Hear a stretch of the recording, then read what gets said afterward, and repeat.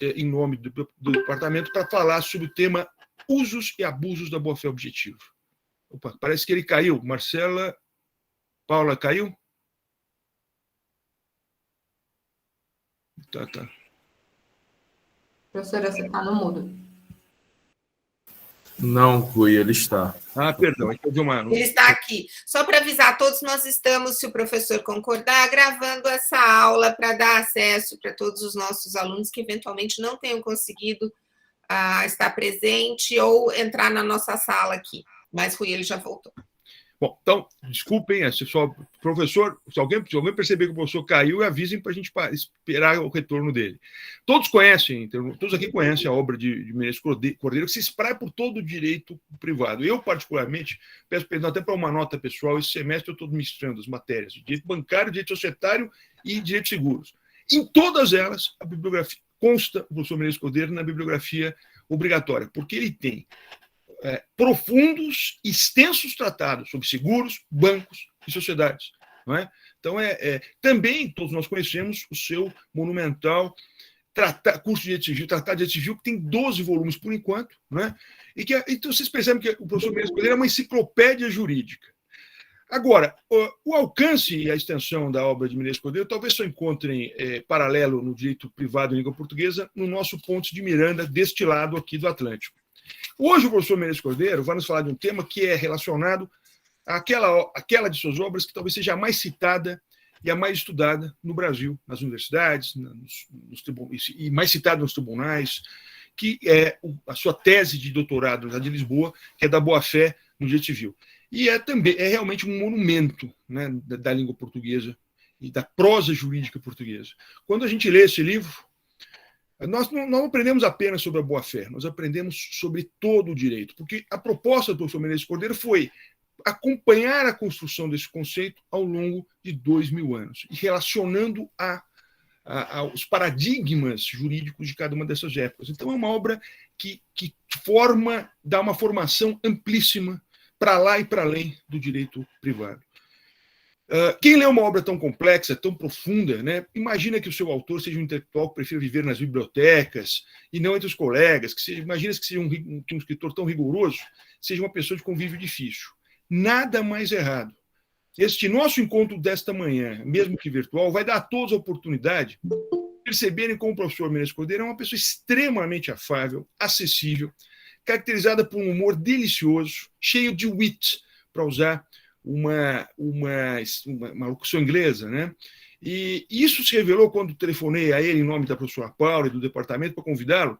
Ao ouvir que o tema seria usos e abusos da boa-fé objetiva, o professor Menezes Cordeiro me respondeu o seguinte: caro professor Rui, passei a primeira metade da minha vida acadêmica batendo-me pela aplicação da boa-fé objetiva. E tenho passado a segunda metade a combater os seus excessos. Então, você percebe sempre a rapidez mental e a fina ironia dos seus comentários.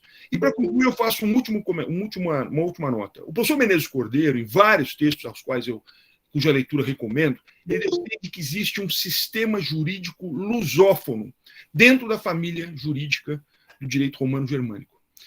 Por isso, o professor Menezes Cordeiro tem se debruçado sobre o nosso direito brasileiro, sim, e também sobre o direito dos nossos países irmãos da África, Angola, Moçambique, Cabo Verde, Guiné-Bissau. Por isso, quando nós damos boas-vindas ao professor Menezes Cordeiro, nesta Faculdade de Direito da Universidade de São Paulo, onde se estuda, onde também se constrói parte relevante desse direito lusófono, nós esperamos que o nosso convidado se sinta tão em casa como na sua Universidade de Lisboa. Então, professor Menezes Cordeiro, sem mais delonga, passo ao senhor a palavra. Muito obrigado. Muito obrigado. As minhas primeiras palavras é para agradecer o vosso simpático convite. Pergunto, estão-me a ouvir bem? Estão-me a ouvir bem? Sim, agradecer o perfeito. Vosso simpático convite. Portanto, agradeço muito à senhora professora doutora Paula Forgione a sua gentileza, e agradeço muito ao senhor professor Rui Camilo também a sua gentileza.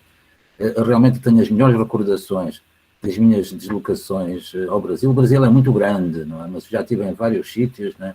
Desde o norte até recentemente em Porto Alegre. Estive várias vezes em São Paulo e tive várias vezes a honra de ir ao Largo de São Francisco. É a nossa, permitam-me que eu utilize essa expressão, é a nossa Universidade de São Paulo. E realmente é daqueles sítios onde uma pessoa se sente sempre em casa, não é? Assim como nos sentimos em casa quando, por exemplo, vamos a Bolonha, não é? E vemos aquelas instalações antigas, não é? Das quais todos nós descendemos. Relativamente ao sistema lusófono, seja-me permitido dizer que os grandes iniciadores do sistema lusófono foram realmente os cientistas brasileiros em meados do século XIX, que foram os primeiros a aplicar o sistema pandiatístico na altura, não é? E a divulgá-lo em língua portuguesa. Portanto, aqui fica essa referência, especialmente ao grande Teixeira de Freitas, não é? E depois toda aquela pleia de ilustres juristas que veio desembocar no Código Civil Brasileiro de 1916. E realmente este bom exemplo brasileiro acabou por ser seguido também na Faculdade de Direito de Coimbra, a partir dos princípios do século XX. Portanto, meus amigos, vocês são os bandeirantes e também são os bandeirantes na ciência do direito neste domínio. E para mim é uma honra muito especial, também por isso, falar um ilustre público brasileiro. Ora bem, o tema que vocês escolheram é realmente um tema extremamente oportuno. É um tema extremamente oportuno porque a boa-fé objetiva, presta-se a uma utilização, digamos, completamente generalizada. Aqui em Portugal, e penso que possivelmente no Brasil acontecerá a mesma coisa, não é raramente um processo chega até ao fim, sem que por uma das partes ou por ambas seja invocado abuso do direito, violação da boa-fé e por aí fora. E nós temos que tratar este assunto com algum cuidado. E porquê? Porque, meus amigos, a capacidade de apelar ao sistema, a capacidade de apelar à boa-fé foi efetivamente uma das grandes descobertas das últimas décadas. Agora, tal como acontece com a energia nuclear, essas descobertas devem ser usadas com cuidado e com parcimónia, para se manterem como uma força de criação e não como uma força de destruição. Seja-me permitido recordar que a ciência do direito, a nossa ciência, a ciência do direito, para ser verdadeiramente uma ciência, tem de lidar com fenómenos previsíveis. Ninguém duvida que a física seja uma ciência. E na física é possível prever que a água vai ferver aos 100 graus, na temperatura média, à pressão média do nível do mar. Ora bem, com o direito tem que suceder a mesma coisa. Se as decisões para os problemas forem imprevisíveis, se as decisões para os problemas dependerem da retórica, dependerem da arte, dependerem do estilo e por aí fora, então o direito deixa de ser uma ciência, passará a ser qualquer coisa porventura bonita, mas deixa de ser uma ciência. Ora, o nosso grande desafio é fazer do direito uma ciência. E o direito é uma ciência porquê? Bem, o direito apresenta soluções para os problemas. E apresenta soluções para os problemas que são elas próprias previsíveis.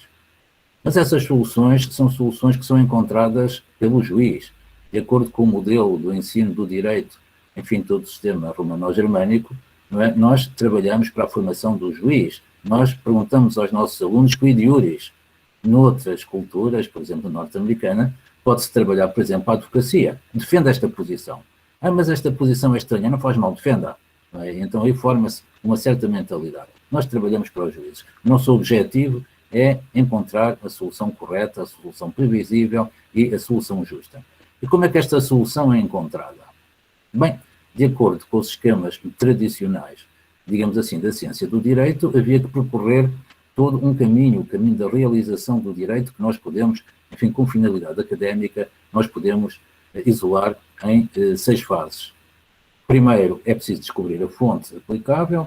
Segundo, é preciso aplicar ou interpretar essa fonte. Terceiro, na hipótese de haver uma lacuna, é preciso proceder à sua integração. Depois, quarto, é preciso descobrir qual é a matéria de facto relevante. Quinto, temos de qualificar essa matéria de facto relevante em termos técnico-jurídicos. E sexto, temos a solução. Por exemplo, A diz, eu quero isto. B diz, estou de acordo. Bem, então como é que é? Fonte relevante, o Código Civil, na parte em que manda que os contratos sejam respeitados.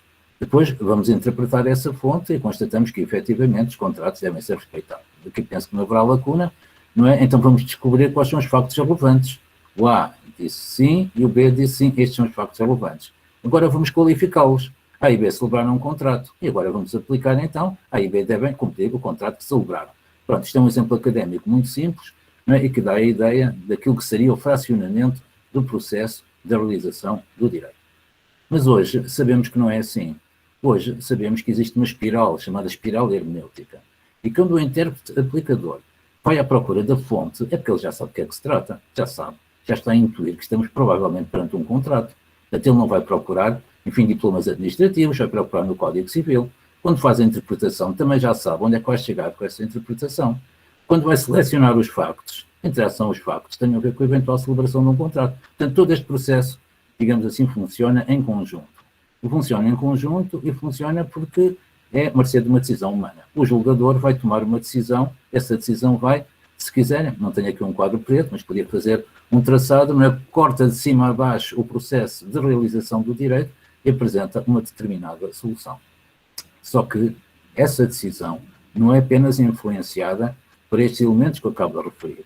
Quando o intérprete aplicador vai à procura de uma solução, ele já tem uma ideia daquilo que se passa, aquilo que tecnicamente nós chamamos o pré-entendimento ou a pré-compreensão. E onde é que vem esse pré-entendimento, essa pré-compreensão? Bem, vem da experiência do intérprete aplicador, vem porventura das suas convicções pessoais, quiçá ideológicas, religiosas, enfim, o que vocês quiserem, tudo isso joga neste pré-entendimento. E aqui, meus amigos, é importante salientar o papel da experiência no direito. E vamos ver um pouco mais à frente como isto é decisivo para a concretização da boa-fé objetiva. Nós, juristas, práticos, normalmente trabalhamos por analogia. É uma afirmação que eu evito fazer, enfim, aos estudantes logo do primeiro ano, não é? Para eles não descobrarem a sua preparação, mas é assim, quando nós temos um poema em cima da secretária, vamos nos lembrar onde é que já vimos uma coisa parecida, não é? E passamos por analogia de uns assuntos para os outros, ou porque é exatamente a mesma coisa, e aplicamos exatamente a mesma solução, ou porque é parecida, e fazemos as devidas adaptações. Ora bem, acontece naturalmente a mesma coisa com os magistrados, que tomam decisões, não é verdade? Quando lhes aparece um problema, eles pensam onde é que eu já julguei um caso semelhante. E depois fazem as diversas. Ora bem, essa experiência, não é, que entra no pré-entendimento vai depois condicionar toda a aplicação. Já começam a desconfiar da importância que isto vai ter na concretização de conceitos indeterminados. Mas depois ainda há uma outra fase, a jusante do processo de realização do direito, que é a ponderação das consequências. O intérprete aplicador não pode ignorar as consequências daquilo que vai decidir, porque uma decisão, porventura, formalmente correta, conduz depois a resultados, não é, que vêm contrariar as próprias valorações que existiam inicialmente dentro do sistema. Portanto, todo este processo é um processo complicado e tudo isto tem que estar sob o controle da ciência do direito. Existe uma definição de direito que é por vezes utilizada pelos autores norte-americanos, que diz que o direito é a ciência destinada a prever como é que o juiz vai decidir. Bem, se o juiz decidir bem, efetivamente podemos aceitar esta definição. Mas aquilo que o juiz decide pode ser influenciado porque ele comeu ao pequeno almoço, porque ele comeu ao café da manhã, não é como se diz em português do Brasil. Digo, bom, se o juiz come ao café da manhã é importante para a decisão que ele vai tomar, então nós juristas temos que estudar culinária, não é? Temos que ver exatamente quais são as implicações da alimentação nas decisões dos juízes. Enfim, isto é uma pequena brincadeira, mas que documento onde eu quero chegar, não é? Tudo isto tem que ser utilizado em conjunto para efetivamente fazer do direito uma verdadeira ciência. Ora bem, eu vou correr aqui um risco que eu não correria, enfim, aqui há uns anos, quando escrevi o meu livro sobre a boa-fé, mas, enfim, agora com os cabelos brancos já vou correr esse risco. Não é? Esse risco vai ser o de definir a boa-fé objetiva. O que é a boa-fé objetiva? A boa-fé objetiva é uma remissão para os princípios fundamentais do sistema. Chama-se boa-fé, enfim, por razão histórica, que eu já vou referir, poderia ter outro nome qualquer, mas é uma remissão para os princípios fundamentais do sistema. E qual é o papel da boa-fé? O papel da boa-fé é dogmatizar os princípios fundamentais do sistema. Ou, se quiserem, é dogmatizar o próprio sistema. E o que é que significa dogmatizar? Dogmatizar é uma expressão que na língua portuguesa aparentemente tem a ver com tornar alguma coisa rígida, tornar alguma coisa num dogma, mas não é? Nós utilizamos a expressão dogmatizar no sentido da dogmatisia ou alemã, portanto, dogmática é a ciência teórica e prática. Portanto, a dogmatização é dar um papel teórico e prático ao sistema. Este é um desafio muito, muito interessante. Quer dizer, nós, através da boa-fé, conseguimos, uma vez por todas, deixar claro que na solução de um caso concreto não se aplica uma norma. Na solução de um caso concreto, aplica-se todo o sistema. Por vezes, de maneira evidente, outras vezes, de maneira mais complicada, mas é assim. E é por isso, meus amigos, que estamos aqui todos reunidos dos dois lados do Atlântico.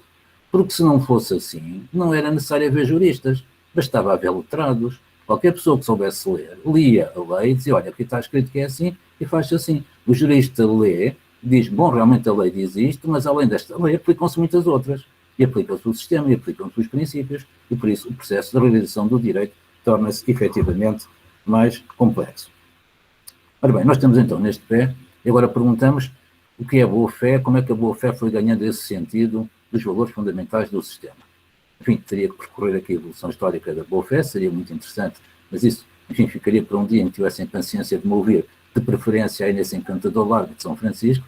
Eu vou simplesmente abreviar, dizendo, bom, inicialmente a boa-fé era a deusa Fides, era a deusa da confiança, era a deusa da proteção da palavra dada. O símbolo da boa-fé era o aperto de mão, que era a entrega confiante de uma pessoa à outra.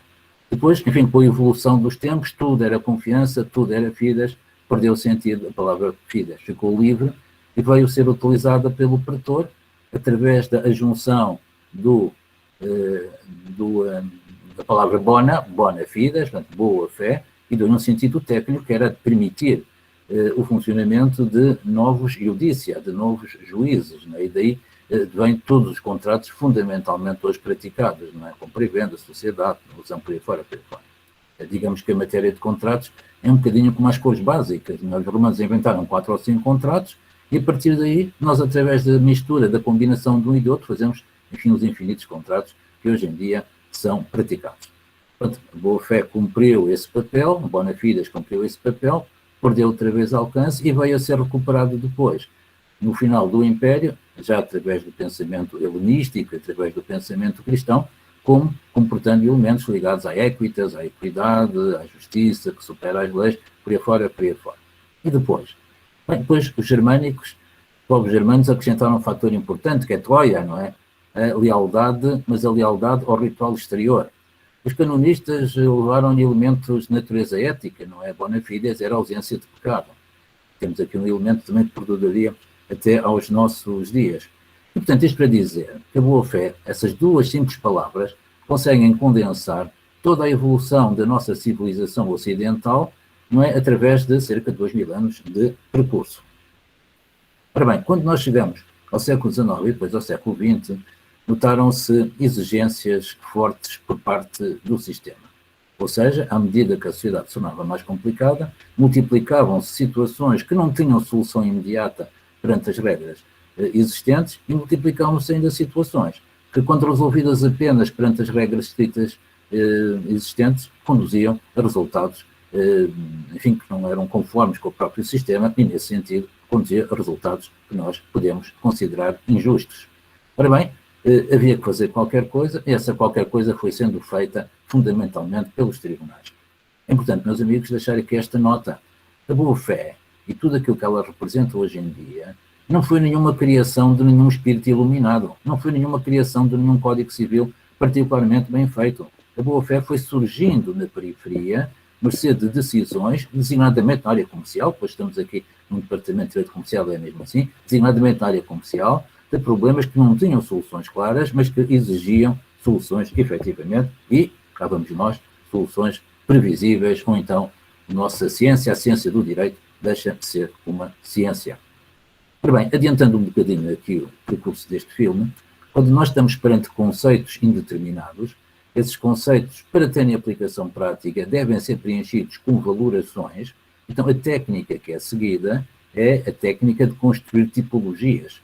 Ou seja, nós passamos diretamente dos tais conceitos indeterminados para soluções de casos concretos. Vamos resolver casos concretos e vamos apelar para os tais conceitos indeterminados, designadamente a boa-fé, portanto, conceitos que não permitem uma comunicação clara quanto ao seu conteúdo. Agora, pergunta-se então como é que surgem esses casos típicos, como é que eles são selecionados? Bem, há vários processos para chegar lá. Aqui temos que fazer um bocadinho apelo ao pensamento tópico. Nós temos orientações que chamam a atenção para decisões particularmente brilhantes, particularmente exemplares. Por exemplo, no caso da boa-fé, enfim, não foi essa palavra que foi usada na altura, mas no caso da boa-fé, do abuso do direito, todos nos lembramos daquele caso que foi decidido pelo Tribunal de Colmar, que era o caso da chaminé falsa, né? A pessoa faz uma chaminé falsa, não é? Com 3 metros de altura, pintada de preto, só para tapar a janela do vizinho, quando a chaminé era falsa, nem precisava de chaminé para nada. Portanto, isso foi considerada uma situação abusiva, uma decisão exemplar, uma decisão daquelas que toda a gente olha para ela e diz é assim mesmo, e a partir daqui depois constrói-se então uma doutrina aplicativa dessa solução. Mas há outras ocorrências, por vezes até bem curiosas, por exemplo, a filosofia da linguagem chama a atenção para o êxito, que tem, por vezes, expressões muito conseguidas. Por exemplo, a culpa in contraendo, né? Todos nos lembramos da culpa in contraendo. A culpa in contraendo foi, enfim, espetacularmente usada pelo Jhering, Rodolfo von Jhering, aliás, cuja família, depois cujos descendentes são brasileiros, é um dado muito interessante. E o Jhering realmente usou a expressão culpa in contraendo quando os problemas concretos enfrentados pela doutrina do Jhering já tinham sido enfrentados e decididos pelos tribunais comerciais alemães muito antes. Então, por que é que ele teve êxito? Teve êxito, naturalmente, porque era quem era e porque apresentou argumentos assertivos, mas porque apareceu com uma expressão que fica no ouvido, culpa in contraendo. Não é? Às vezes a maneira de, permite uma imagem, não é? Mas enfim, estamos no departamento comercial, de bem colocar um produto, é dar um nome, enfim, que fique no ouvido. Culpa in contraendo é um exemplo. Outro, por exemplo, venire contra factum próprio. Bem, há um autor alemão que até escreve uma pauta de música, né? Porque venire contra factum próprio. Isto tem uma musicalidade, seja nas línguas latinas, seja em alemão, não é? Foi realmente aquilo que os franceses chamariam uma trouvaille, foi realmente foi bem engendrado, não é? E pegou, e toda a gente fala em culpa in contraendo, e são os tribunais, e são os livros, e por aí fora. E toda a gente fala em venire contra factum próprio, e por aí fora, que são expressões verdadeiramente interessantes, verdadeiramente musicais. Portanto, meus amigos, nós podemos dizer que os tipos básicos de concretização dos conceitos indeterminados são tipos que vão surgindo um bocadinho ao sabor dos sortilégios da cultura. Mas, uma vez surgidos, então eles passam a ser objeto de crítica, de apreciação por parte de toda a comunidade dos cientistas do direito. Então, aí sim, senhor, podemos começar a apurar determinados aspectos, burilar, aperfeiçoar os pressupostos da aplicação e nós conseguimos chegar a um grande afinamento dos tais tipos de concretização de conceitos indeterminados. Neste caso, tipos de concretização da boa-fé objetiva. Ora bem, eu costumo usar aqui a expressão do relógio suíço. Isto tem de funcionar como um relógio suíço, com total precisão. Nós, cientistas do direito, temos que ser capazes de manusear os diversos tipos de concretização de conceitos indeterminados com grande precisão, com grande segurança, de tal maneira que as soluções sejam efetivamente previsíveis. Portanto, por aqui estamos num terreno sólido da ciência do direito, eu já vou referir um pouco como é que se dá essa concretização, mas chamo já, desde o início, a atenção para o perigo que isto implica. E o perigo é este, é que estes tipos concretos de manuseamento de conceitos indeterminados, portanto, se quiserem, os tipos concretos relativos à boa-fé, vão coexistir com a própria referência linguística boa-fé objetiva. E como vão coexistir com essa formulação linguística boa-fé objetiva, surge continuamente a tentação de passar diretamente do princípio para soluções concretas sem a intermediação dos tais tipos concretos de concretização que foram apurados pela ciência do direito. E, portanto, isso, no limite, permite, digamos, uma aplicação puramente casuística, puramente livre do princípio da boa-fé. O intérprete aplicador, em vez de verificar, bom, nós estamos aqui perante culpa in contraendo ou estamos perante abuso do direito? Se for abuso do direito, qual é o tipo concreto de ato abusivo que poderá estar aqui em causa? Se for culpa in contraendo, quais são os deveres concretos que poderão estar aqui em causa? É a informação, é a lealdade, é a segurança, enfim, todos esses esquemas que eu poderei, enfim, referir um pouco mais adiante. Passa-se diretamente para a boa-fé. Passa-se diretamente para a boa-fé, então a partir daí deixa de ser previsível. A solução poderá ser ditada por características do caso concreto, digamos assim, numa equidade, digamos, reforçada que os nossos direitos codificados à partida não reconhecem, por impressões do juiz, por puro arbítrio, enfim, tudo é possível, por retórica, não é? Por, enfim, casualidades, e por aí fora, aí saímos da ciência do direito e entramos na retórica. Portanto, a fronteira tem de passar aqui. Não é? A utilização da boa-fé objetiva tem de seguir canais jurídico-científicos de concretização de conceitos indeterminados. Se passamos apenas para canais de tipo afetivo ou de tipo linguístico, nessa altura o direito deixa de ser uma ciência e passa a ser outra coisa qualquer, porventura bonita, mas não é ciência, e temos então aqui aquilo que vocês muito bem chamaram o abuso da boa-fé objetiva. Ora bem, então, vamos ver agora com um bocadinho mais de atenção, não é? Como é que se constroem esses tais tipos. Vocês reparem numa coisa. No caso de uma construção, concretização da boa-fé objetiva, ou de outros princípios, mas aquilo que nos ocupa é a boa-fé, suponho que é o mais fecundo de todos eles, né? Nós temos aquilo que nós podemos chamar uma criação insular da ciência do direito.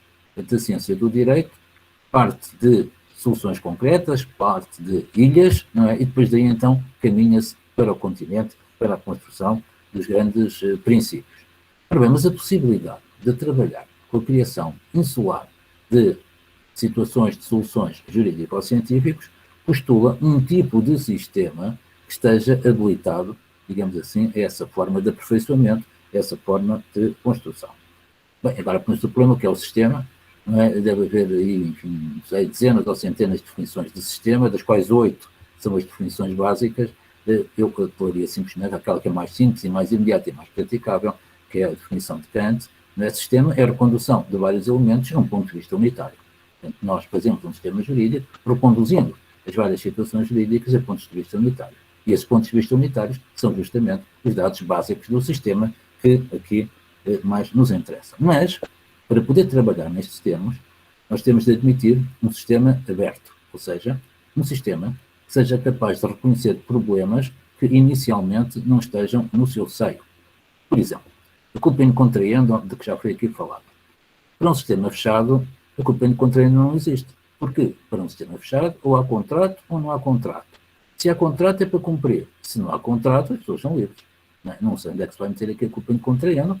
Aliás, houve autores em Portugal que logo no princípio disseram que a doutrina de culpa in contraendo era absurda, era ilógica, e por aí fora, porque justamente punha em causa a liberdade contratual.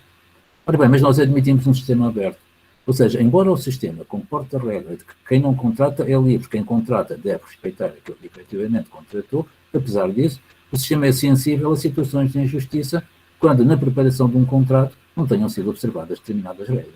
Portanto, esta abertura, digamos assim, do sistema para o exterior, permite reconhecer a culpa in contraendo como um problema, e sequer vai encontrar para ele uma determinada solução. Depois, o sistema tem que ser um sistema aberto também no seu interior. Ou seja, um sistema que é capaz de reconhecer e de admitir que no seu seio, onde aparentemente existem regras estritas, todavia podem ocorrer espaços que carecem de soluções diversas. Por exemplo, a situação típica do abuso do direito. No abuso do direito, aparentemente, para achar um direito, tem de ser respeitado. Se não há direito, então não há direito, não se põe o problema, não é verdade? E nós, através do abuso do direito, reconhecemos que dentro do sistema há áreas que estão abertas para, efetivamente, acolherem soluções. Evidentemente que aqui podemos escapular para um outro conceito, que é o conceito de densidade do sistema, e verificamos que dentro do sistema, no seio do sistema, há áreas de densidade muito diversas. Áreas muito estritas, nem que ninguém duvida, digamos assim, do tipo de solução, e áreas mais laças, e no limite até há lacunas, enfim, tudo isto tem de ser mexido. O que nos permite introduzir a segunda noção, a segunda característica do sistema, que é a sua heterogeneidade. O sistema é heterogéneo. O sistema não é um sistema maciço. O sistema tem áreas laças, tem áreas densas, tem áreas muito preenchidas, tem áreas pouco preenchidas. Ora, justamente, no domínio da culpa in contraendo, no domínio do abuso do direito, portanto, em geral, nos domínios da concretização da boa-fé objetiva, nós temos, à partida, áreas laças. Quando os códigos remetem para a boa-fé, aparentemente nem se percebe o que é isso. Na verdade, tem que haver todo um trabalho jurídico-científico para saber qual é o sentido dessa remissão. Então, nessa altura, a concretização de conceitos indeterminados caminha no sentido de densificar áreas que inicialmente estavam laças. Agora, o sistema tem de comportar essa possibilidade. O terceiro aspecto é a mobilidade do sistema. O sistema é móvel.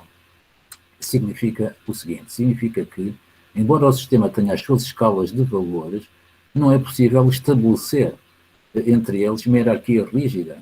E valores que aparentemente poderiam ser chamados a atuar, podem depois, num caso concreto, ceder perante valores mais fortes, mais prementes.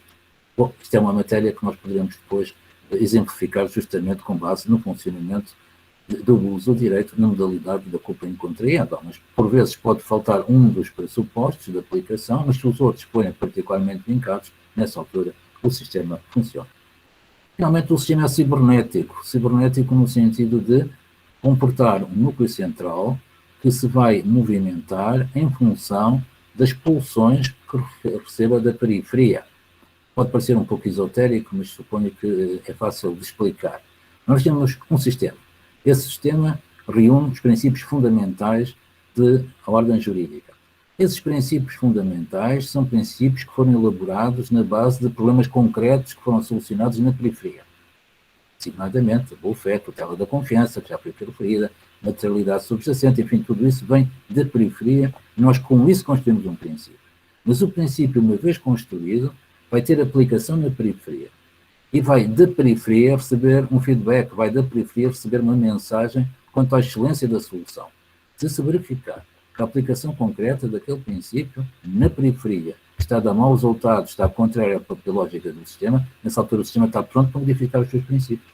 Portanto, é um sistema cibernético no sentido de ser um sistema permeável àquilo que receba efetivamente da periferia.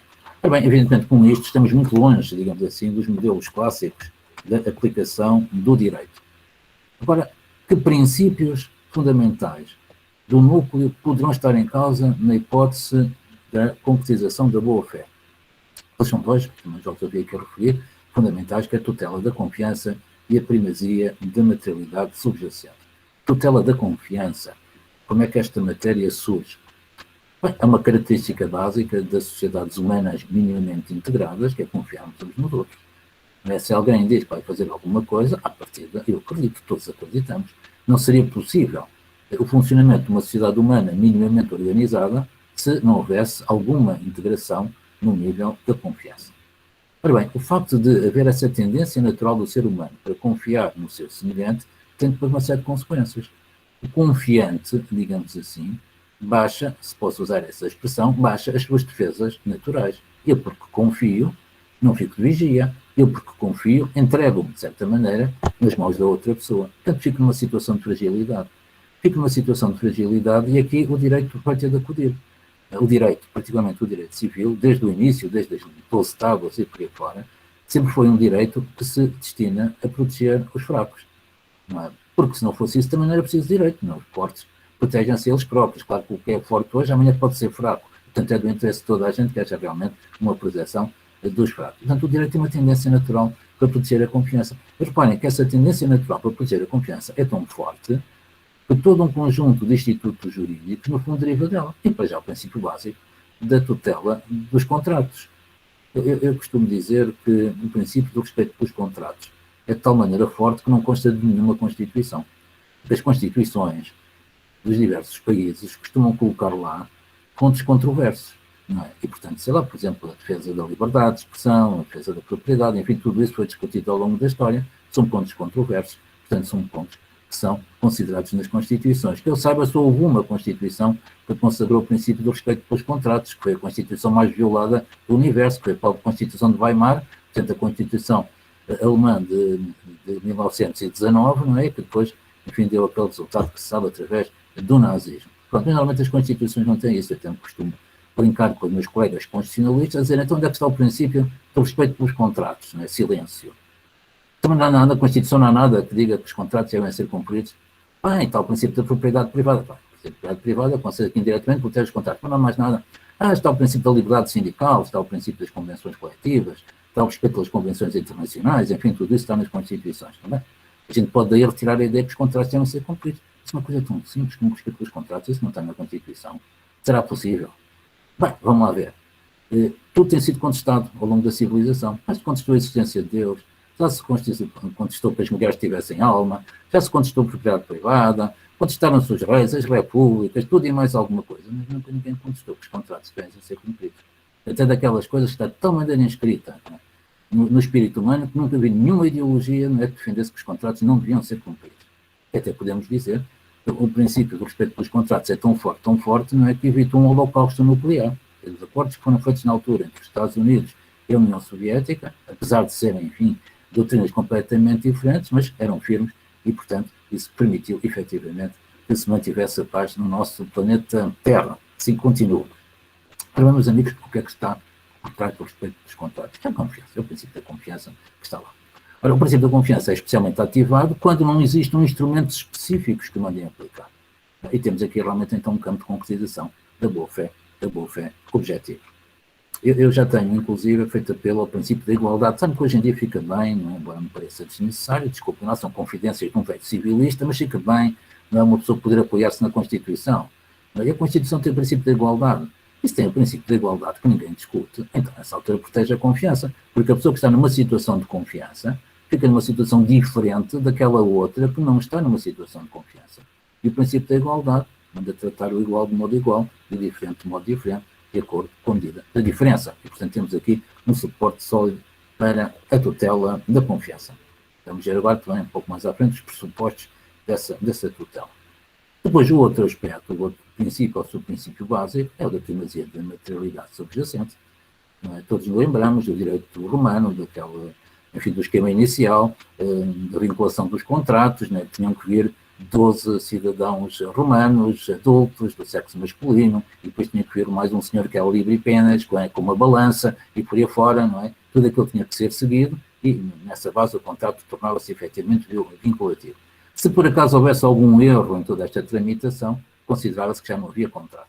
Bem, portanto, isto era uma visão, digamos, formalista, que na altura teve a sua utilidade, mas é uma visão formalista do direito. Hoje em dia ninguém se serve em formas deste género. O direito tem os seus valores, o direito tem os seus princípios. Aquilo que o direito quer é um conjunto de soluções justas. O direito não fica satisfeito apenas com a consecução exterior de rituais. Portanto, nós temos que ver em cada situação qual é a materialidade que está em jogo, quais são os valores que o direito pretende efetivamente colocar na sociedade, como é que eles se constroem, como é que eles se concretizam. É isso que está em cima da mesa. Se isso não for seguido, nós temos um direito puramente formal que não satisfaz, e então aí realmente o sistema intervém justamente através deste simpático princípio da boa-fé. Volto a recordar aquele caso da chaminé falsa de Colmar, uma solução puramente formalista, eu diria, bom, mas é dono ou não é dono? É dono. Tem ou não tem o direito de construir? Tem o direito de construir. Pode ou não pode fazer chaminés? Pode fazer chaminés. Claro que perante o direito atual não era tão simples, né? Porque ter sempre autorizações administrativas para fazer aquela chaminé e supostamente as autoridades competentes não dariam essa autorização. Mas pronto. Então vai construir uma chaminé falsa para prejudicar o vizinho. Não, isso não pode ser, não é? Porque já não tem a ver com o exercício efetivo, digamos assim, da posição de proprietário que o direito dele, tem a ver com uma coisa completamente diferente, que é um ato emulativo, um ato destinado a prejudicar, digamos assim, uma pura chicana, não é? Que contraria a função do direito, contraria tudo isso. Então temos aqui um reimplantar da matéria, um reimplantar dos valores verdadeiros do direito, portanto, a tal materialidade subjacente. Ora bem, passamos agora a um outro aspecto que eu penso que ajuda, que é o princípio da boa-fé aplicado aos direitos subjetivos. Portanto, no caso do direito brasileiro, estou-me a reportar o artigo 187 do Código Civil, né, que manda que os direitos sejam de boa-fé. Enfim, tem outras normas, não, mas agora interessa-nos a parte em que justifica a matéria da boa-fé. Ora bem, a matéria da boa-fé, aplicada ao abuso do direito, implica descobrir aqui grandes tipos de atos abusivos. Antes de mais, permitam-me aqui uma precisão terminológica: o abuso do direito não é nem abuso nem direito. O abuso do direito é uma forma tradicional, que foi, enfim, encontrada até por um autor belga, enfim, escreveu em francês, no século XIX, e depois fez carreira, mas podia-se dar um outro nome, o nome mais correto, é um bocadinho aquele que é aplicado pelos alemães, é exercício inadmissível de posições jurídicas. Mas nós, latinos, usamos a expressão abuso do direito, está consagrada, acho que é uma expressão gira, não é? Está muito bem assim. Portanto, abuso do direito, aqui está. O abuso do direito, então, dá lugar a várias fórmulas, a vários tipos de atos abusivos. Um dos mais impressivos, que tem sido muito aplicado nos tribunais portugueses, e penso que também tem sido bastante aplicado nos tribunais brasileiros. Eu tenho o privilégio de ter aqui muitos estudantes que vêm do Brasil, e portanto estou sempre em contato com matéria que vem sendo decidida no Brasil. É o vender contra factum próprio. Portanto, é uma situação de comportamentos contraditórios. Uma pessoa toma um comportamento e depois toma um segundo comportamento contraditório com o primeiro, e isso pode constituir abuso do direito. Bem, então quais são os pressupostos do venire contra factum próprio? Eles são fundamentalmente 4. Em primeiro lugar, uma situação de confiança. Ou seja, alguém deve acreditar seriamente em algo que lhe foi dito, em algo que foi feito. Em segundo lugar, uma justificação para essa confiança. Se por acaso a pessoa acredita que foi à bruxa e a bruxa disse que era assim, isto não é considerado, digamos, uma justificação legítima, terá que haver mais qualquer coisa. Uma justificação para essa confiança. Depois tem que haver um investimento de confiança. Ou seja, a pessoa, porque acreditou naquilo que foi feito ou que foi dito, fez um investimento aqui em sentido amplo, portanto, teve despesas, não usou direitos que poderia ter usado, por aí fora, chama-se isto globalmente o investimento da confiança. E depois é necessário que toda esta situação de confiança seja imputável à pessoa que depois vai sofrer as consequências da proteção do confiante. Isto é, se nós em direito vamos proteger alguém que acredita, portanto vamos proteger o confiante, isso vai ser à custa de outra pessoa qualquer. Não é? Infelizmente lidamos com bens raros, né? Portanto, dar a um e tirar ao outro, ou dar a um e não dar ao outro. Portanto, esse outro que vai ser prejudicado, digamos assim, deve ter contribuído para esta situação de confiança. Estes 4 princípios devem estar reunidos para se poder dizer há aqui venire contra factum próprio, logo abuso do direito, logo esta situação não pode ser concretizada. Há aqui uma pequena matiz diferente entre os direitos português e brasileiro. O direito brasileiro, no artigo 187 do Código Civil, aproxima logo o abuso do direito da responsabilidade civil. O Código Civil português, no seu artigo 334, não faz essa aproximação. Eu estou habilitado a defender perante o direito português que o abuso do direito é puramente objetivo. Ou seja, não é necessário haver culpa, não é necessário nada, é uma situação puramente objetiva. No direito brasileiro, talvez pudesse chegar à mesma conclusão, dizendo que o abuso do direito não sempre dá lugar à responsabilidade civil, mas isso, meus amigos, aqui perante ilustres mestres, cultores do direito brasileiro, que sabem certamente muitíssimo mais do que este vosso criado e admirador, eu não me arrisco, digamos assim, a dizer mais do que estas breves palavras. Ora bem, agora temos aqui um modelo de decisão. Esse modelo de decisão trabalha com estes 4 parâmetros. Confiança, justificação para a confiança, investimento de confiança, imputação da confiança a quem vai sofrer as consequências. Mas o sistema é um sistema móvel. Eu não posso dizer que algum destes pressupostos é mais importante do que os outros. No caso concreto, pode até algum, ou talvez até 2 deles, faltarem, mas os outros terem uma tal importância que passam à frente, que vão suprir essa falta. Por exemplo, a justificação da confiança, portanto, o segundo pressuposto não é claro. É uma situação na qual, enfim, um cidadão mais atento e tal, desconfiaria que não era bem assim. Todavia, houve efetivamente uma situação de confiança que está demonstrada. Houve um fortíssimo investimento de confiança. Não é? E toda esta situação é imputável a quem depois vai ter que responder por ela, então nessa altura dispensamos o segundo pressuposto. Não é? Aqui, com um bocado de imaginação, podemos fazer este mesmo exercício relativamente aos restantes. Todavia, mesmo com esta mobilidade, mesmo com esta possibilidade de suprimir no concreto algum destes pressupostos, um sistema construído nesta base é um sistema muito firme. Se isto for levado a sério, e deve ser levado a sério, eu vou sustentar que não há nenhum arbítrio por parte do Tribunal. E posso até ir mais longe e dizer que qualquer jurista confrontado com a situação diria a solução é esta. Enfim, podemos dar aqui muitos exemplos de situações de maneira contra o factum próprio, suponho que nós próprios podemos construí-los, iria passar ao caso seguinte. É um caso de suppressio. No fundo, a suppressio é uma modalidade de venire contra factum próprio, não é? Em que a confiança é fundamentalmente gerada pela inação. Em vez de alguém dizer, olha, eu vou fazer isto, não é? Temos alguém que não diz nada, mas pela sua conduta e pelo tempo que deixa correr, deixa alguém acreditar que isso mesmo vai suceder. Então temos aqui realmente uma situação de abuso do direito, se essa confiança for injustificadamente quebrada.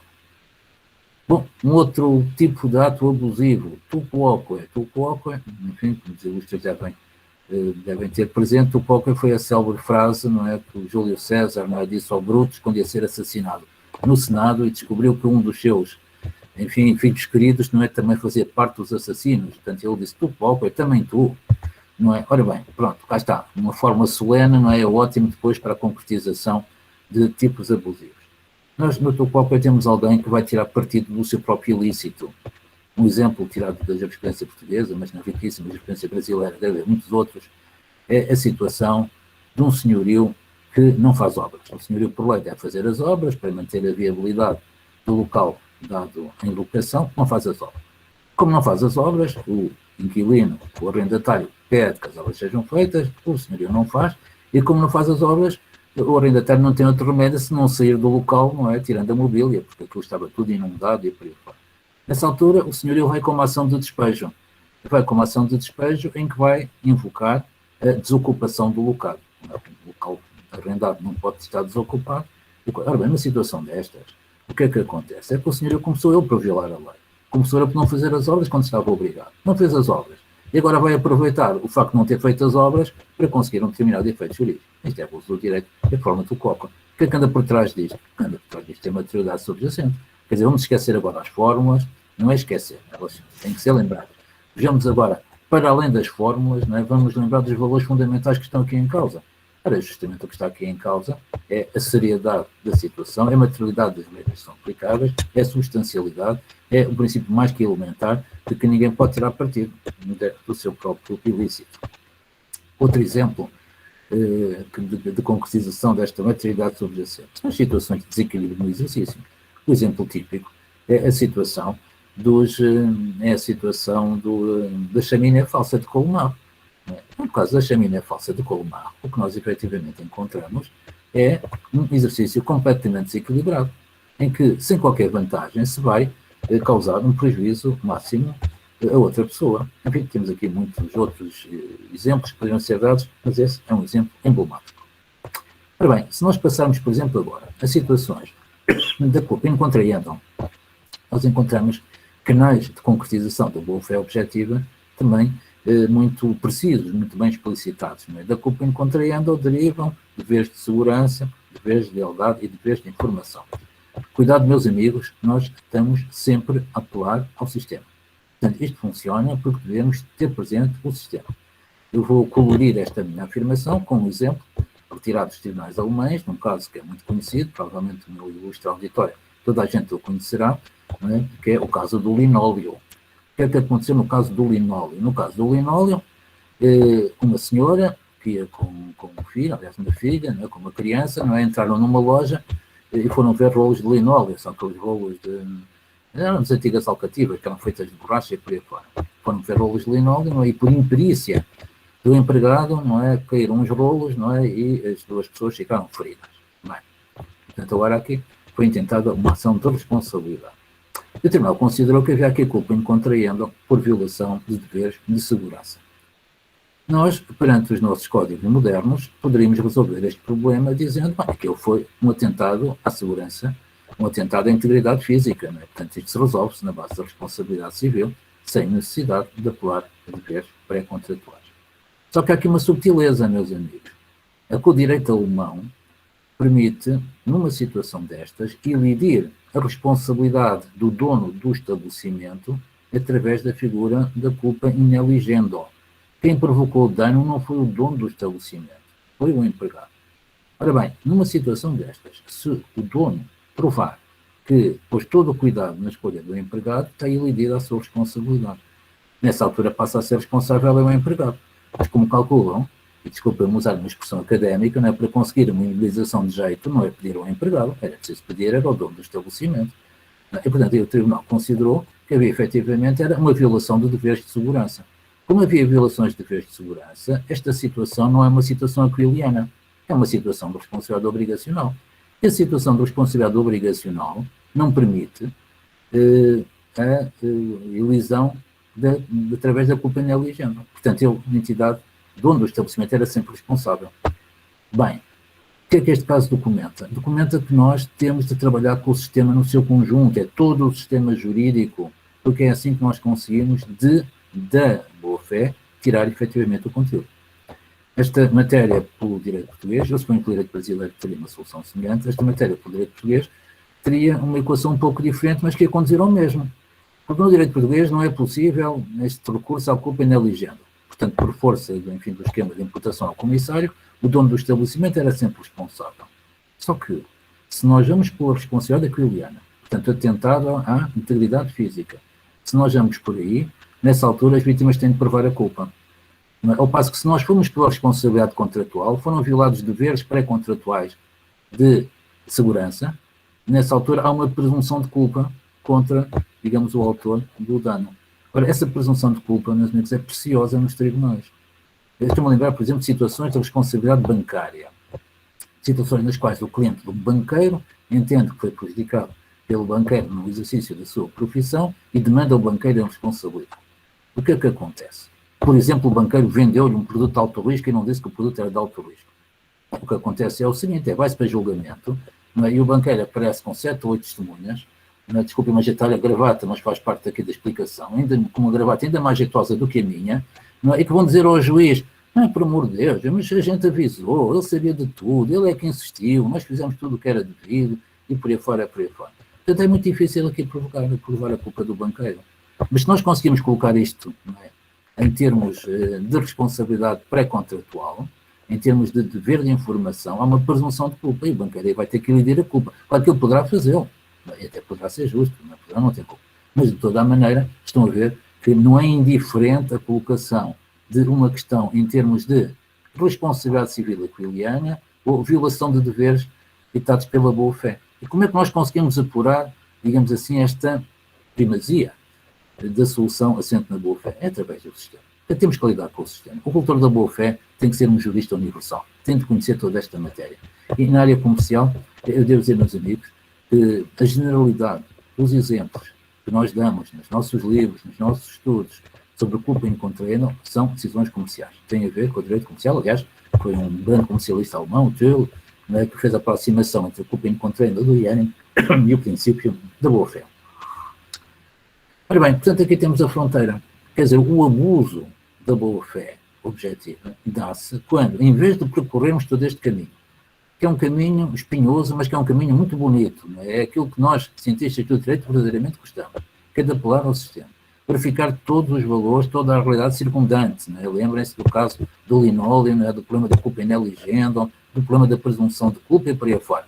Lidar com tudo isso. Quando abdicamos de o fazer, abdicamos da nossa ciência e passamos por uma aplicação puramente retórica da boa-fé. É? O que é boa-fé é bom, é aquilo que é bom, aquilo que é bonitinho, catita, aquilo que as pessoas gostam, aquilo que deve ser por aí fora. A aplicação retórica da boa-fé poderá ser poética, e a poesia também tem lugar em direito, mas não é científica no sentido de tornar previsível esta matéria. E bom, é com esta ideia que eu ia encerrar aqui a minha intervenção. Eu não sei se está previsto algum período aqui de diálogo. Se for o caso, eu estou às vossas ordens. Muito obrigado. Bom, professor Antônio, muitíssimo obrigado. Fez-nos, como nós dizemos, uma magia em português que nós usamos quando nosso pensamento vai longe, que chama-se viajar. Nós viajamos, não é? Então, sua palestra propiciou essa viagem, essa reflexão tão profunda. E eu enfatizaria a beleza da afirmação da importância da ciência do direito nas suas colocações. Quer dizer, nós temos, numa época em que se defende, até por razões pandêmicas, a importância e a centralidade da ciência, nós não podemos nunca nos esquecer de também zelar pela nossa ciência, pelo caráter científico da nossa disciplina, e esse é o único caminho para a negação do decisionismo, do arbítrio, não é? É zelar para que o pensamento jurídico seja um pensamento científico. O senhor, e esse pensamento científico implica compreensão também que o pensamento jurídico é um pensamento sistemático, com aquelas características que o senhor coloca, de um sistema aberto, móvel, cibernético. A respeito disso, eu indico aos alunos, desde já, além que o professor Menezes Cordeiro é tradutor da obra clássica de Canaris, né, Pensamento Sistemático e Conceito de Direito na Ciência, Conceito de Sistema na Ciência do Direito. Ele faz não só uma belíssima tradução para a língua portuguesa, que eu recomendo a todos, como também faz uma introdução primorosa sobre essa questão da importância e o conceito de sistema no direito. Então, fica aqui também a referência à leitura. Dentro do que pensávamos, professor, a nossa chefe do departamento, a professora Paula Forgione, vai fazer suas considerações aí, de certa forma, abrindo dessa forma o debate. Eu convido a todos os alunos que nos assistem que façam perguntas pelo chat, para que, ao final da exposição da professora Paula, a gente possa fazer aí como se diz em português também, pinga-fogo. O que é pinga-fogo? São perguntas rápidas para que o senhor dê respostas objetivas, assim nós consigamos maximizar, talvez, o tempo nesse momento. Então, professora Paula, a senhora tem a palavra. Muito obrigada, professor. Foi realmente uma viagem, como disse o professor Rui Camilo. É sempre um prazer ouvi-lo falar e todos nós aprendemos muito com as suas lições e principalmente com a sua noção de sistema, sempre nos lembrando que o direito é um sistema.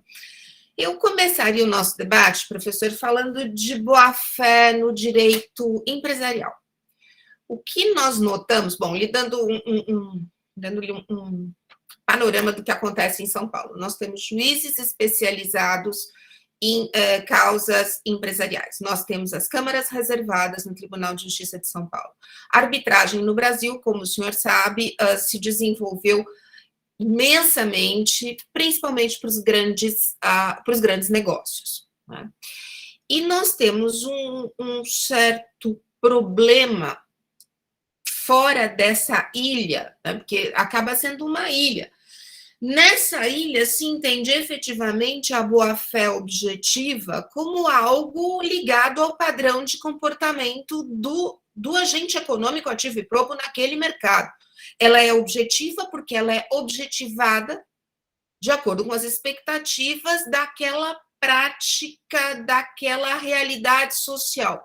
Aí, dependendo do público, podemos falar em mercado ou em sociedade civil, como preferem os italianos mais antigos, mas o fato é que vem dessa objetividade com um padrão de conduta exigido do agente econômico de acordo com o seu profissionalismo, né? Se trata de um agente econômico atuando no mercado e a boa-fé tem que seguir esse padrão. Um dos principais problemas que nós enfrentamos é essa consumerização da ideia de boa-fé. Uma coisa é a senhora que vai na loja com o seu filho e sofre um acidente por falta do dever de diligência. Outra coisa são duas grandes empresas negociando, todas as partes maiores vacinadas com os melhores escritórios de advocacia do país. Essa consumerização da ideia de boa-fé, na nossa visão, tem sido bastante prejudicial. E São Paulo conseguiu, por conta da especialização de sua justiça e por conta da arbitragem também, e aí é uma grande interação entre a arbitragem e o Tribunal de Juízes de São Paulo, e aqui vai sem nenhum bairrismo, realmente, porque esse fenômeno aconteceu em São Paulo, ou está acontecendo em São Paulo. Voltando, né, um dos maiores problemas que nós sentimos é essa consumerização, ou essa ideia da boa-fé como um feel-good word. Ninguém é contra a boa-fé, né? Ninguém é contra a maternidade. Alguém pode ser contra as mães? Eu sou contra as mães. Não, então ninguém é contra a boa-fé. E nós vemos esse espraiar dessas ideias fáceis, esses feel-good words mesmo, e a boa-fé aparece como um instrumento retórico, como, desculpe a informalidade, professor, o senhor sabe que os professores, mesmo da São Francisco, são bem mais informais aqui, esse oba-oba generalizado em torno da boa-fé. Então, eu pediria, o senhor, no seu livro, tem uma passagem que eu me recordo sempre, que não sei se ainda mantém a mesma ideia, mas de um lamento pela falta de um estudo mais aprofundado da boa-fé no direito empresarial, que eu tenho para mim, que é onde a boa-fé surge muito, muito forte a partir de um determinado estágio de evolução das coisas. Então, eu lhe pediria para comentar um pouco esse aspecto que tanto nos aflige. E a boa nova é que nós tivemos esse pêndulo de uma maneira desesperadora, eu diria, nos contratos empresariais, principalmente ao redor dos anos 2000, anos 90, anos 2000, etc. E que hoje, pelo menos na jurisprudência que nós seguimos de perto, esse pêndulo tende a se estabilizar mais. E tem um outro ponto aqui, que aí é consequência desse, que eu também gostaria de ouvi-lo, que boa-fé acaba sendo uma argumentação utilizada ou identificada como uma argumentação de quem não quer cumprir contrato. Então, uma oposição entre o texto contratual firmado e a boa-fé. Até no caso da suprécio, nós notamos na prática uma certa resistência das partes em transigir. Falar, não, se eu perdoo uma vez, perdoo duas, vão alegar suprécio, aí vai me dar um problema, eu perco o meu direito. Isso é um efeito complicado. Mas essa ideia da boa-fé e do cumprimento do contrato. Eu lhe confesso que, para mim, a suprema manifestação da boa-fé, na maioria das vezes, é cumprir aquilo que foi contratado. Essa é a suprema manifestação da boa-fé, é o cumprimento do contrato. Mas nós temos, como o seu tema é o uso e o abuso da boa-fé, funções e disfunções, eu lhe pediria para falar para os nossos alunos algumas palavras sobre esse ponto que tanto nos aflige. Muito obrigada, professor, e novamente cumprimentando e agradecendo a sua presença entre nós. É uma manhã efetivamente memorável. Muito obrigada, professor. Muito obrigado, senhora professora Paula Forgione. Não sei se me é permitido responder. Por favor, professor, a palavra é sua. Eu vou Muito obrigado. Eu ia pedir desculpa, até porque vou ter que me retirar daqui um bocadinho. Tenho deveres na Faculdade de Direito e agora acabou o confinamento, de modo que os professores têm que aparecer lá mesmo fisicamente. Seja-me permitido dirigir aqui uma saudação muito especial ao senhor professor Jones Figueiredo. Sei que é para mim um grande gosto e uma grande honra estar aqui a vê-lo, agora muito pequenino, aqui num quadradinho. E agradeço na sua pessoa também enfim, a maneira como foi recebido, a hospitalidade fidalga, não é? Como foi recebido aí no Recife, em todas essas terras maravilhosas. Realmente o Brasil é um continente e por isso a gente encontra coisas boas em todo o lado. A senhora professora Paula Forgione colocou aí questões, enfim, de muita complexidade e de maior interesse prático. Vamos lá ver, volta à imagem do relógio suíço, não é? Nós temos que avançar com precisão, porque senão às tantas estamos todos a fazer poesia e o romantismo faz parte do direito, mas não para tomar decisões, muito menos empresariais. Muito bem, invocam-se então as práticas do comércio. Práticas do comércio, mas isso é o quê? São usos? Invocam-se os usos do comércio? Bem, o uso é uma prática reiterada. Se for um costume, é uma prática reiterada imperativa. Portanto, abdicamos daquelas concepções subjetivas, não é? Falavam na convicção da coisa, enfim, de legitimidade do costume. Portanto, então temos um uso, uma prática reiterada. Pergunta, a que propósito é que uma prática reiterada entra num negócio? Bem, só há 3 maneiras dessa prática reiterada entrar num negócio. Ou porque a lei assim o diz, a lei diz, aplicam-se os usos, e vamos nós então ver quais são as práticas reiteradas, ou porque as partes assim o decidiram, não é? Receberam um contrato e dizem, aplicamos aqui os usos. Eu devo dizer que os usos mais relevantes surgiam sobretudo no domínio da banca, e que no domínio da banca os usos mais relevantes foram codificados nas cláusulas contratuais gerais, portanto nas condições gerais do contrato. Agora então temos que ver se as partes subscreveram essas cláusulas e se há algum fundamento para a sua nulidade. Ou então os usos vão ser aplicados porque o Tribunal tem uma margem de decisão segundo a equidade e resolve recorrer a esses tais usos. Bom, isso é uma situação efetivamente diferente. Agora, se mandam aplicar os usos, porque a lei o diz, ou porque as partes optaram por elas, no Código Civil Português tem um preceito que o diz expressamente, eu desconheço no direito brasileiro esse preceito, também existe, mas se não existe, eu suponho que é fácil construí-lo, que diz que os usos não podem ser contrários à boa-fé. Aliás, é uma solução que vem do Código Civil italiano 1952. Então significa o quê? Significa que os usos não podem ser contratados em relação aos princípios fundamentais do direito, designadamente à confiança e à material subjacente. Portanto, se aparece um uso paradoxal, do qual ninguém estava à espera, vai pôr em causa a confiança das pessoas participantes, esse uso serve perante a boa-fé. Se aparece um uso que na prática vai neutralizar a eficácia do contrato, esse uso desaparece também por contrariedade à boa-fé. Enfim, estou inteiramente de acordo com a senhora professora Paula Forgione quanto ao respeito pelos contratos. Ouviu-me dizer aqui que o contrato era de tal maneira básico que nem precisa de estar nas Constituições. Sem contrato não há vida económica consistente. Antigamente estudámos muito os fundamentos da vinculação dos contratos. Eu gosto muito de São Tomás de Aquino. O contrato deve ser respeitado porque quem não respeitar o contrato é um mentiroso. E a mentira é proibida pelas leis de Deus. Ninguém pode mentir. Portanto, acho que isso basta, não é, para convencer qualquer juiz, não é minimamente sensível, o contrato deve ser cumprido. A basezinha é essa. Não é? E nós sabemos nas arbitragens, designadamente nas internacionais, que é muito complicado remar contra um contrato, e ainda bem que assim é. Ainda bem que assim é. Se realmente a jurisprudência paulista está a caminhar nesse sentido, meus amigos, eu acho que a USP não tem músculo suficiente para corrigir, digamos assim, aquilo que me parece efetivamente ser um desvio. Reparem uma coisa, que a boa-fé, o princípio da tutela da confiança, é um poderoso instrumento de reforço dos contratos. As pessoas acreditam naquilo que contrataram. Não é verdade? Só em casos verdadeiramente, especiais, não é? Por exemplo, aqueles casos de inutilidades formais, como uma das partes convenceu o outro a celebrar um contrato nulo, aproveita o contrato enquanto lhe apetece, depois quando já não apetece invoca a nulidade, enfim, situações deste ano, aí a boa-fé intervém, efetivamente. Agora, o respeito pelo contratado digamos, é a palavra sagrada, não é? Sem isso, na organização económica que resiste a usar a boa-fé contra os contratos, só mesmo em casos excepcionais. No direito brasileiro, não apela expressamente à boa-fé no tocante à nulicidade excessiva dos contratos, o direito português apela à boa-fé, no caso da onerosidade excessiva, não, um contrato torna-se, enfim, por uma alteração entrar para fora, então aí corrige, efetivamente, e aí vamos. Senhora professora, não sei se correspondeu às suas expectativas, nem de longe. Eu gostava... Professor, muito. Eu só sinto que esta aula não é presencial, porque nós teríamos um grande almoço aqui em São Paulo, no qual nós gozaríamos mais da sua companhia. Realmente eu lamento esse aspecto, mas lhe agradeço muito, muito a presença e com certeza nos encontraremos em breve presencialmente.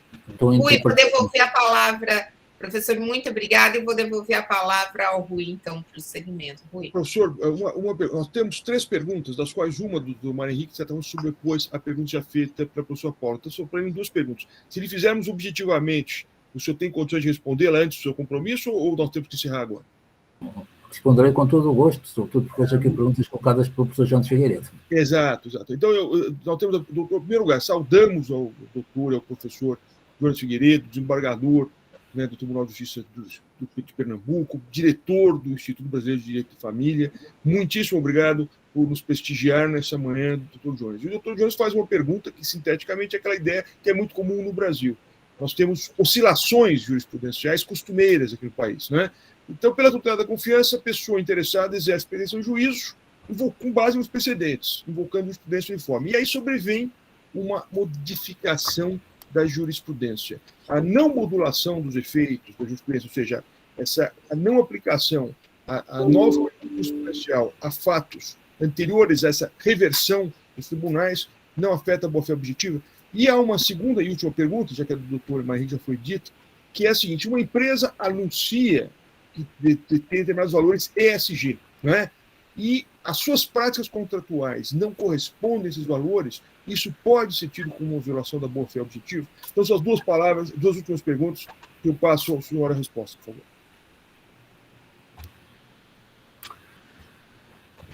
Muito obrigado, senhor professor. Ora, vamos ver. As oscilações na jurisprudência, efetivamente, é um problema, não é, dos países latinos, não é? Nós somos todos muito individualistas, não é? Os ilustres magistrados são muito individualistas, cada um tem as suas próprias concepções e daí resulta uma forte instabilidade jurisprudencial. Enfim, historicamente foram encontrados vários esquemas para tentar evitar isso, designadamente o dos assentos, né, que lamentavelmente foram abolidos em Portugal. Enfim, o direito brasileiro é complicadíssimo, eu devo dizer que o esquema dos tribunais do Brasil ultrapassam em complexidade de longe, né, que se passa com a boa-fé, portanto eu nem me atrevo a dizer nada, não é? Mas efetivamente, enfim, há que encontrar aqueles esquemas de súmulas, pronto, enfim, tudo isso e tal. Ora bem, agora, quanto à pergunta básica, uma alteração jurisprudencial é efetivamente contrária à boa-fé. Pode ser contrária à boa-fé, sobretudo se for inesperada, não é, e se assentarem postulados que não eram conhecidos. Nós aqui em Portugal tivemos um problema agora com esta epidemia do Covid, foram feitas leis de emergência que designadamente reduziam, em certos casos, as pensões dos funcionários públicos. O Tribunal Constitucional considerou que essa legislação de emergência era inconstitucional por violar o princípio da confiança. O princípio da confiança não está explícito na Constituição, mas é possível, através de vários preceitos constitucionais, concluir que, efetivamente, o princípio da confiança é também um princípio com solidez constitucional. Parece-me que uma construção deste tipo era possível no tocante às oscilações de jurisprudência.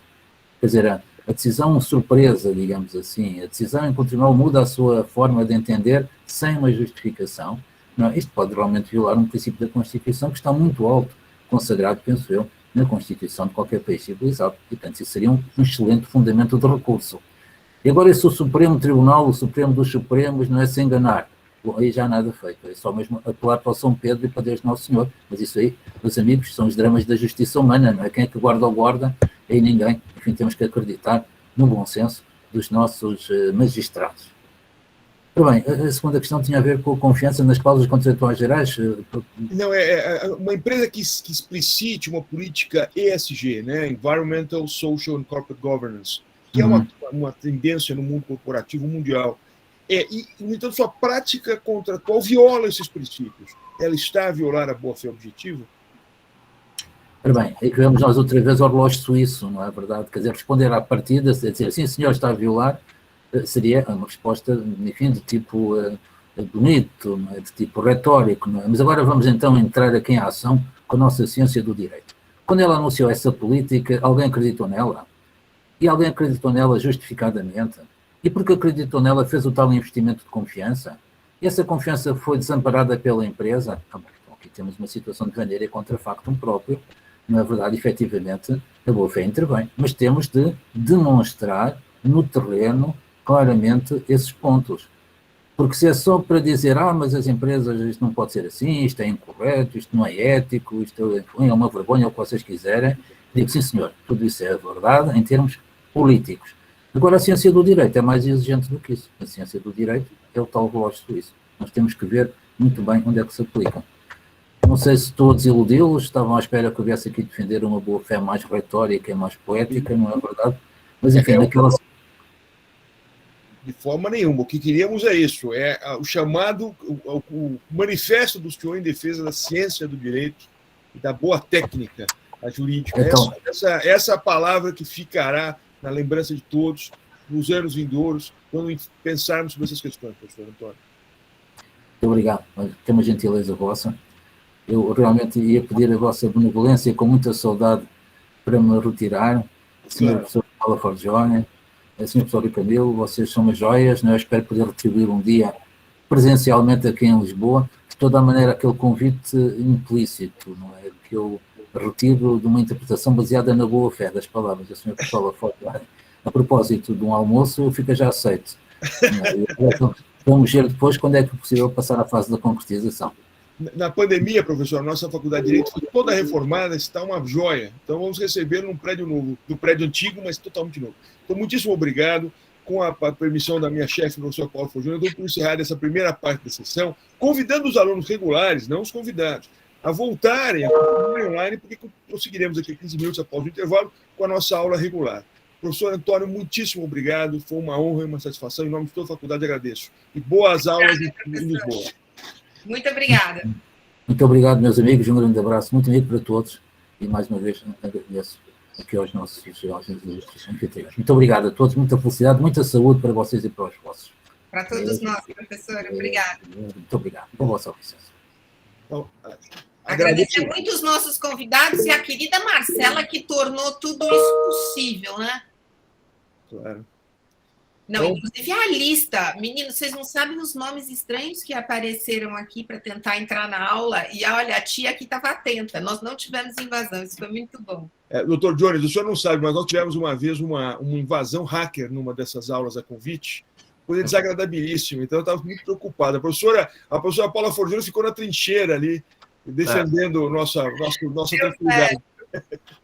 Eu agradeço a oportunidade de compartilhar essa aula. Fui aluno do professor Antônio Menezes Cordeiro e tenho muito gosto de estar aqui assistindo o trabalho todos que estão aqui compartilhando. Muito obrigado pela oportunidade que me foi concedida. Doutor Rui, prazer revê-lo, agradeço mais uma vez. Muito obrigado. Maria do Céu pediu a palavra antes da gente interromper. Céu, você vai falar alguma coisa? Acho que não. Então, pessoal... Não, Rui, não vou falar nada. Acho aos nossos convidados, muitíssimo obrigado por nos prestigiarem nessa manhã. E aos nossos alunos regulares, a convocação para daqui a 15 minutos, às 5 para as 11, voltarem para a continuidade das nossas aulas. Muitíssimo obrigado a todos. Uma boa manhã àqueles que nos prestigiaram, os nossos convidados. Pedro Paulo, estou vendo você, prazer, Maíra, vi um monte de amigos, mas não podia ficar falando. É imperdível. Obrigada. Mas parabéns aí pela organização, foi fantástico. Era o Rui que fez e Marcela, mas super legal. Incrível. Muito obrigada. Beijo, bom dia para todos.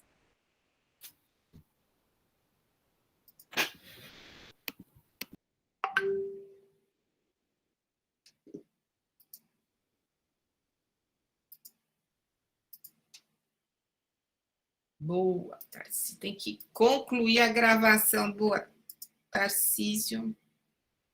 Interromper a gravação. Obrigada, Tarcísio. Valeu. Eu ia deixar isso gravando o intervalo inteiro.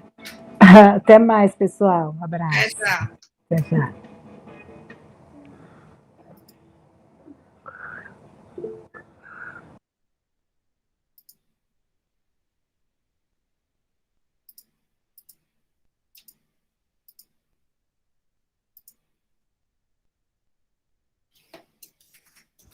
Professora Paula, ainda está gravando aqui no meu sistema. Não sei se a senhora conseguiu já. Não, tem razão. Peraí. Interromper gravação. Ixi. Acho